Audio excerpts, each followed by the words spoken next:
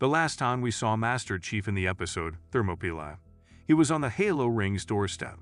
After all the puzzle solving, backtracking, fighting, betrayals, and the fall of Reach, John and Cortana are mere miles away from the Ring world that could turn the tide against the Covenant. The second season of Halo has been building to a highly anticipated finale with significant on- and off-screen consequences. With its massive final episode, the Battle of Ras Katzka, Halo Season 1 is still remembered for crashing and burning, so Season 2 had a shadow to emerge from. In Season 2, Episode 8, there were other unresolved storylines that also needed to be addressed. In addition, there was the minor issue of the Halo Ring's official introduction in the show. While meeting those difficulties would have been sufficient, Halo Season 2 goes above and beyond what most fans could have imagined in its spectacular climax, capping off this revolutionary season and paving the way for Halo Season 3 to become a must-see event. Master Chief John and an unidentified third party have an odd interview-style interaction at the beginning of the episode.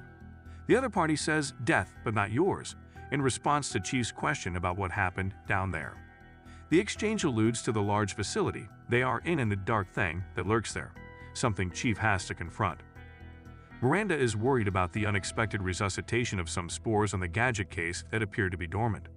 A chatty lab tech called Janine enters, asking Miranda all sorts of questions about being Halsey's daughter and about the rumors that Halsey is on Onyx, all while gushing about how fortunate Miranda was to uncover such a finding. While trying to remain calm, Miranda starts to worry that Janine, being very excited, might have tampered with the sample while she was gone. Although Janine claims she did nothing wrong, a microscopic close-up of her cellular structure reveals the invasive spore has already begun to alter it as the camera follows her as she leaves Miranda's office and enters the larger facility. A few moments later, Janine is looking positively feverish as she listens to an annoying coworker brag. In response, Janine's arm reflexively knocks the friend away, who asks how she is doing. While listening to her colleague babble on, Janine keeps attempting to go through the social motions. Suddenly, though, a cellular mutation turns her into a feral person. Strange veins and marks start to develop on her skin, and she assaults her loudmouth coworker by cutting him in the neck with scissors. We watch as Janine's cells continue to grow and change while she is imprisoned by force.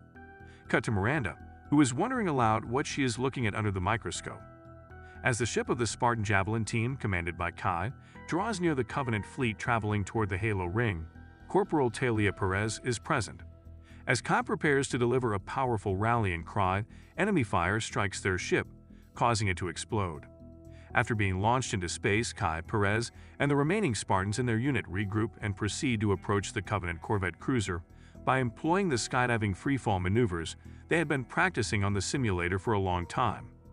The actual situation is far more terrifying because the drop crew is nearly completely destroyed by burning bodies, space debris, and artillery from both sides. Once Kai, Perez, and a few others reach the ship's hull and locate a breach spot, they witness a Covenant vessel that is enormously larger fly by overhead. Kai maintains her warriors' concentration on taking down their target ship, one issue at a time.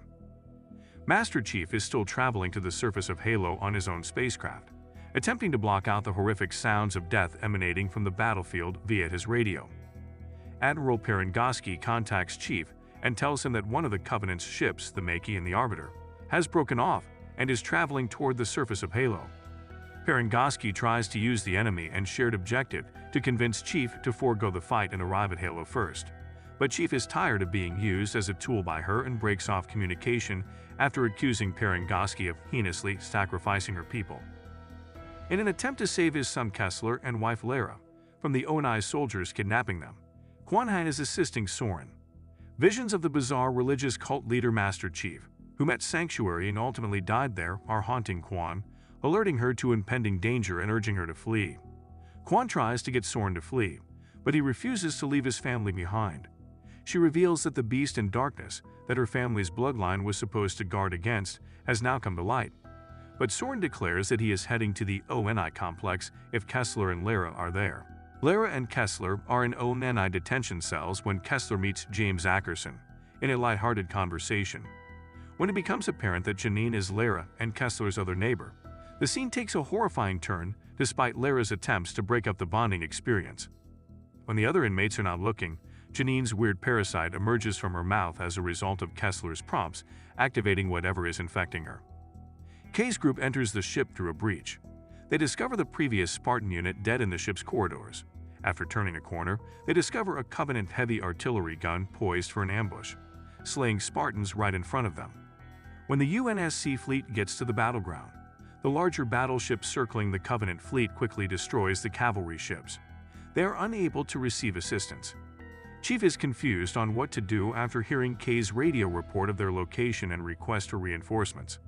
After a flurry of ideas, Master Chief decides to flip his fortunate coin and deliberately controls the result. As the cargo bay door opens for Chief to leap, he gets ready for a freefall drop. Perengoski tries to talk him down over the radio, but Chief tells her she can't forecast his odds and eventually snaps his helmet back on. Makey asks Cortana about John's plans to go to Halo, but she refuses to respond. This presents a challenge for Makey because Cortana still has Chief as her boss. When Makey asks Cortana to guess her next move, Cortana says she'll annihilate her.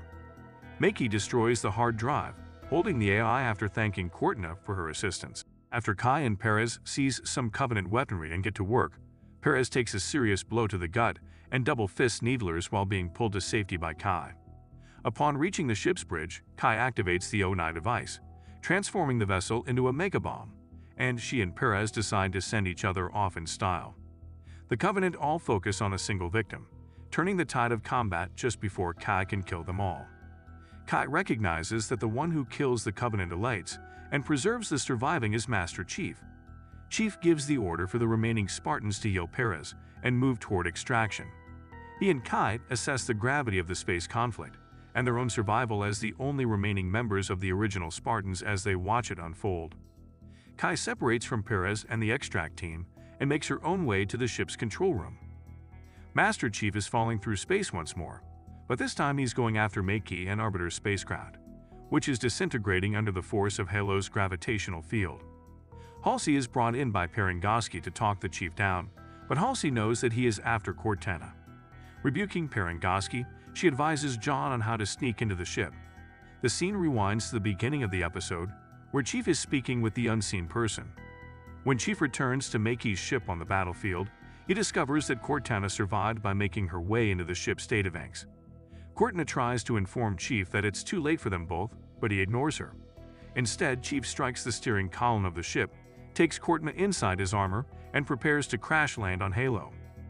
Reaching the jail cells in time, Soren and Quan kill the infected guard and save Lara and Kessler. Lara tells Soren how Ackerson saved their life as they are leaving, which makes Soren think about saving him as well. Ackerson is initially left to rot by Soren, who later comes back to free him. When Ackerson gives Soren's family praise, Soren wants him to go stroll so he can see him. When Master Chief awakens on the surface of Halo, he discovers it is alive. He sees Cortana, who tells him that Halo is in fact a living network that combines artificial intelligence with organic biology. Flawlessly, Cortana directs Chief toward a building that resembles a temple, which she believes Makey and Arbiter will visit. Chief moves in that direction after snatching a laser sword off the ground. Makey and Arbiter are also seen walking toward the structure. Arbiter thinks he will soon be set free. Perez discovers Kai isn't with her when she wakes up on the evacuation ship. When Perez realizes that Kai is on the Covenant Corvette's bridge, guiding the ship toward the bigger assault carrier that is destroying the UNSC fleet, it is too late to call Kai. This is gonna hurt, Kai says in her final breath. Her sacrifice is fruitful, as the UNSC fleet prevails in the conflict. Master Chief knows his friend is dead as he glances up from Halo's surface while Kai is dying. Perengoski and Owen are not able to enjoy their victory for long, as Miranda warns that a parasitic illness is loose in the base when Halsey calls to find out what Miranda learned about the artifact they discovered. When the infected take over the command center, Halsey witnesses it personally when Perengoski is overwhelmed, and she almost gets snatched. After making her getaway, Halsey closes the door and heads to the lab to meet Miranda. When Soren, Lara, Quan, Ackerson, and Kessler discover a group of infected in the facility's basement, they must fight the horde in close quarters.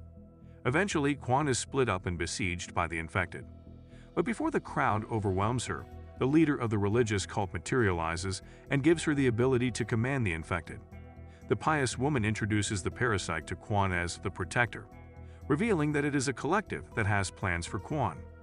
She then refers to the organism as the Flood, the notorious parasitic race from the Halo video games. The Flood watches as Quan runs away and is unable to catch up with her. When Halsey arrives at the lab, Miranda is already organizing her escape.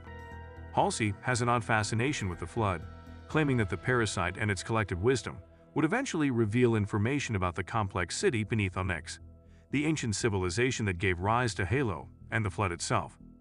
Halsey wants to study them instead of running, and suddenly she stops talking and moving and doesn't want anything at all. Miranda learns that Halsey's neck was definitely contaminated by the Flood. Quan follows Soren and company as they emerge from Oni's building's basement, right before Soren turns around to look for her. Lara tells Soren that she was also contaminated by the Flood as she takes everyone out the building's door and then locks herself inside. When Soren tries to justify it, Lara says goodbye and assigns him the responsibility of taking care of Kessler. Master Chief is waiting when Makey and the Arbiter arrive at the Halo surface facility. Chief and the Arbiter exchange few words before engaging in a vicious, hand-to-hand slugfest that starts with laser swords. Using maneuvers from his armor, like as the grappling line, Chief subdues the Arbiter and strikes his extraterrestrial opponent in the face. Makey declines to transcribe Arbiter's epic farewell address because she wants mercy for her guardian. That doesn't matter though, for Chief receives the message and avenges his fellow Spartan Vanek by ending the Arbiter with a sword through the heart. Makey inaugurates the Halo building. Quan informs Soren that Kessler is inquiring about Lara from the ship's bridge. When Soren descends to the ship's hold to talk with his kid, he learns that the monster is real, just as Quan previously informed him. As Miranda puts Halsey into cryostasis, she asserts that she can halt the spread of the Flood infection until a treatment is discovered. The body of Kai is spotted, undamaged, floating in space. Makey warns Master Chief that conflict will follow him everywhere, even to the surface of Halo. She hints at an awareness of their common goal and Halo's actual role as a tool for a global purification. To her, peace entails ridding the cosmos of all destructive forces of war. Just like Chief, Makey declares that she is a demon too before entering the Halo facility. A group of spires that appear out of nowhere on Halo's surface startle Master Chief and Cortina, even as the UNSC fleet begins to touch down on the ring. Chief follows Makey into the dimly lighted hallways of the Halo facility, using the same control module as her. Rewinding to the start of the episode, we witness Master Chief having an odd chat.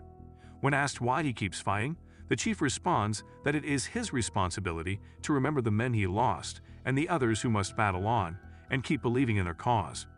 Chief responds that Makey can't be trusted, but then that's what she said about him too, as the other party discloses that they met with Makey, and she stated that Chief would not be what was required.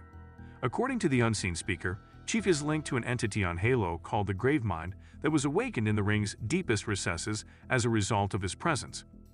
The second speaker turns out to be Guilty Spark, also known as the Montier, one of the AI creations that the Forerunners, the people who created Halo, left behind.